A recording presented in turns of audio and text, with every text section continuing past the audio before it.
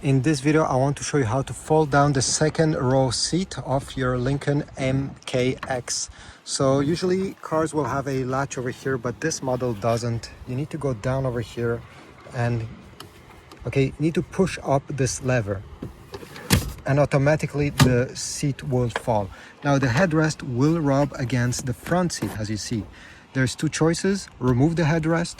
To do so, you need to pinch this button and pull the headrest up and out, or push the seat forward so the headrest doesn't rub against it. But overall, even on the other side, let me go and show you. There's a latch, and just like that you'll get a flat floor. To put this back on, you simply need to bring the backrest up without using any latch. Very easy. Thanks for watching. Leave a like, subscribe, and I'll see you in the next video.